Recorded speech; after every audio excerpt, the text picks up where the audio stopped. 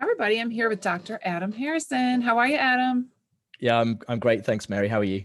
Good. Nice to see you. Good. Thank you. So in my business, Brain Fresh, I love to talk about emotional processing because it's so vital for a healthy life, isn't it? And Yeah. in coaching, I'll speak for myself. When I coach, when I leave a session, my mind is always turning. I'm thinking about that person, and Yeah.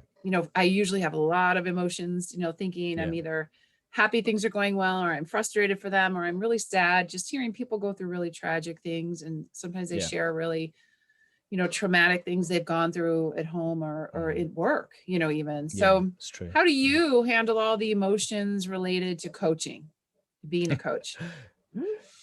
It's not easy. I'd say on the whole, on balance, I come away from sessions in a quite an upbeat, positive frame of mind, quite excited. The process is a really positive one. You're helping people move forward, and to see their potential is so exciting. So I'm usually on a bit of a high when I come off a Nice. session. Yeah.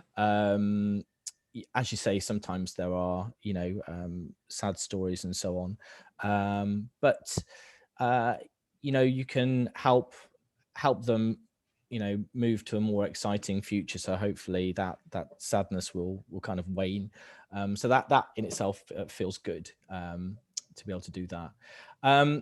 Then I suppose that's the kind of like immediate kind of emotional state. And then I guess I start to process it a bit more when so I tend to write some notes afterwards. I tend to write a bit of a summary straight afterwards, and that's when I'm really reflecting. When I'm kind of committing pen to paper, or characters to computer screen. Yeah. And then it's the kind of, I suppose, a bit more of the reality kicks in, and I guess if you're feeling a little bit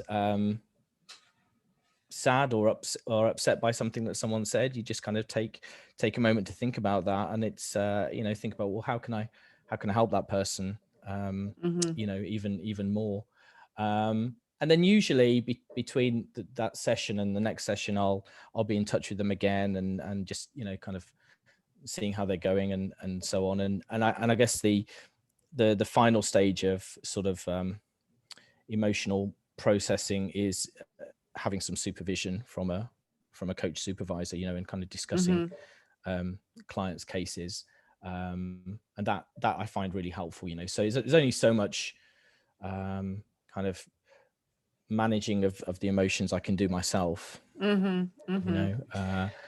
So helpful to have that objective, Right.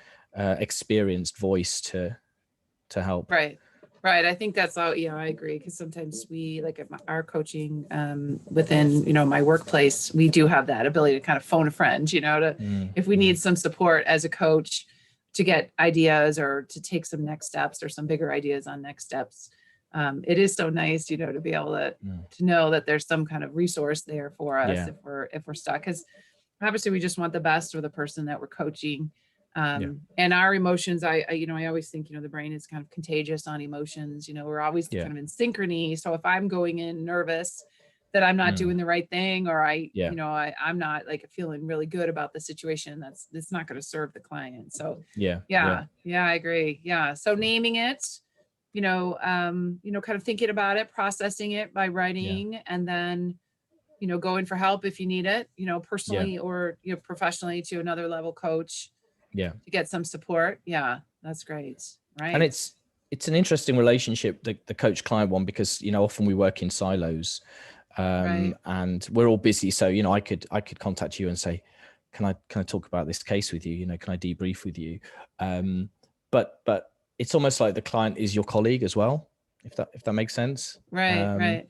So it's there's no shame in reflecting stuff back to them, and so how are you feeling? I noticed there was a bit of a tinge of something last time, and are you all right? That kind of had an impact on me. But I guess that's my approach. I'm not particularly guarded. I'm quite open and transparent. Yeah. And I think that helps, because sometimes people want that model. It's like how to do that in a healthy way, just to show, like, no, I left you and I thought about it and I was thinking about that feeling. And Yeah. yeah, sometimes it Yeah. takes me a while too. Like after I was like, you know what, I've been thinking about you. And I was thinking Yeah. about what you Yeah. said or how you said that, because Yeah. so much of communication isn't just the words, right? It's like how they Yeah. said it and the emotions on their face or their Yeah. body language. Yeah. Yeah. And it's complex, isn't it? And it has to It percolate. is. And then sometimes, you know, a week, 2 weeks later, you just have that moment where you just think, oh yeah, I need to sort of resolve this. Yeah, it is interesting. I know sometimes it does hit me later. Yeah, that's true. Yeah. I love it. Yeah, coaching is complex, but I agree with you. I mean, it's an honor for me to coach because, you know, I think, you know, I have that special time one-on-one with someone, which in life, I don't always have a lot of one-on-one, Yeah. you know, and I love that. And I'm honored to be in their life and for them to share things with me. That's really just an honor. Yeah. So yeah, It is. so thank you for sharing your tips. I appreciate it. No worries. My pleasure. Thanks very Happy much. coaching. Yeah. Thanks for Cheers. all you Thank do. you. Okay. See ya. Cheers. Bye. Bye.